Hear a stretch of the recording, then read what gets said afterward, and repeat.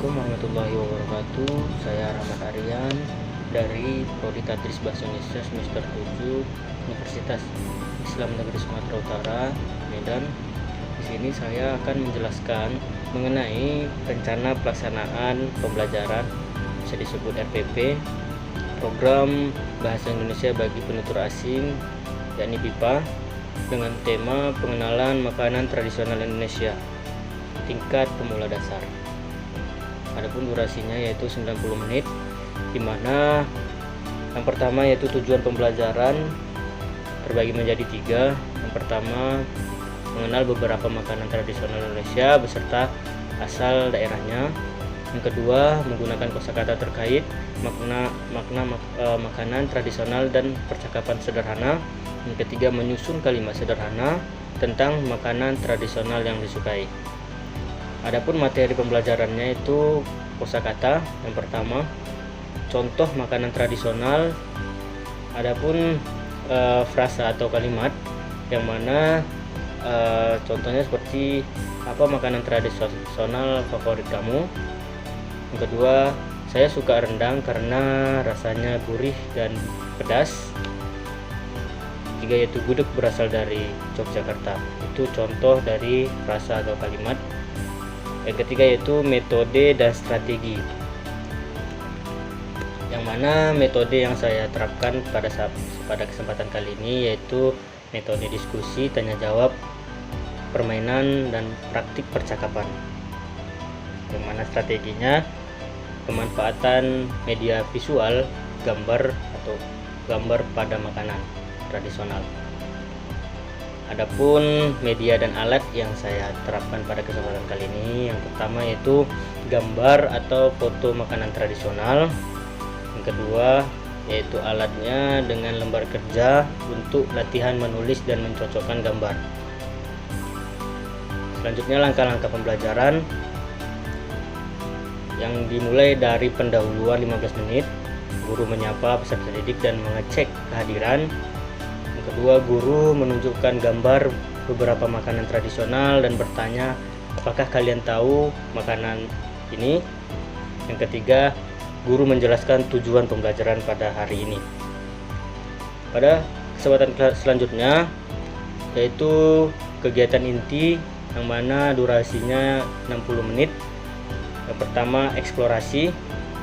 Guru memperkenalkan nama-nama makanan tradisional dan asal daerahnya menggunakan gambar. Yang kedua yaitu peserta didik mendengarkan penjelasan tentang deskripsi rasa dan bahan utama dari setiap makanan. Yang kedua yaitu permainan mencocokkan, yang mana peserta didik mencocokkan gambar makanan dengan nama dan asal daerahnya. Selanjutnya, percakapan sederhana. Peserta didik berpasang-pasangan dan berdialog menggunakan frasa atau kalimat yang sudah diajarkan. Yang ketiga yaitu produksi. Peserta didik menulis satu paragraf sederhana tentang makanan tradisional favorit mereka. Selanjutnya, peserta didik mempresentasikan hasil tulisan mereka di depan kelas. Selanjutnya yaitu penutup. Pada kegiatan akhir yaitu penutup, durasinya yaitu 15 menit, yang mana guru merefleksikan pembelajaran dengan bertanya apakah yang kalian pelajari hari ini. Yang kedua, guru memberikan umpan balik atas hasil presentasi peserta didik. Yang ketiga, guru memberikan tugas untuk mencari informasi tentang satu makanan tradisional yang belum dibahas. Selanjutnya itu penilaian, yang mana penilaian dalam proses partisipasi dalam diskusi kegiatan kelas. Selanjutnya penilaian produk, yang mana keakuran kosakata dan kalimat dalam paragraf sederhana. Selanjutnya keterampilan berbicara dalam saat presentasi. Pada kesempatan kali ini saya akan memberikan gambaran 5 makanan tradisional Indonesia.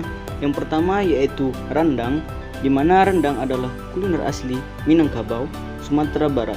Orang Minang menyebut kuliner ini dengan nama randang, asli kata dari marandang, yang berarti memasak santan hingga kering sampai perlahan. Yang kedua yaitu gudeg. Gudeg merupakan makanan khas Yogyakarta. Gudeg juga terdapat di beberapa bagian Jawa lainnya, seperti Jawa Tengah dan Jawa Timur. Yang ketiga yaitu gado-gado, yang mana gado-gado berasal dari daerah Betawi, Jakarta. Hidangan ini adalah kuliner yang sangat terkenal di ibu kota dan menjadi salah satu ikon kuliner khas Betawi. Gado-gado sering disebut sebagai saladnya Indonesia karena sayuran yang digunakan beraneka ragam dan disajikan secara segar. Yang keempat yaitu bika Ambon. Kue bika Ambon merupakan makanan khas jenis kue basah yang berasal dari Medan, Sumatera Utara. Kue ini memiliki ciri khas dengan warna kuning dan memiliki rongga-rongga di dalam bagiannya. Yang kelima yaitu kerak telur, yang mana kerak telur merupakan makanan khas Betawi, jajanan yang berasal dari Jakarta. Kerak telur tersebut terbuat dari ketan putih, telur bebek, dan serundeng yang disajikan kering ditambah bawang goreng di atasnya, lalu diberi bumbu yang dihaluskan, dan banyak lagi makanan-makanan tradisional lainnya.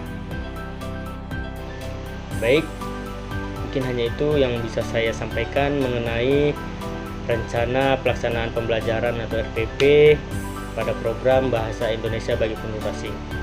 Apabila ada kesalahan, saya mohon maaf.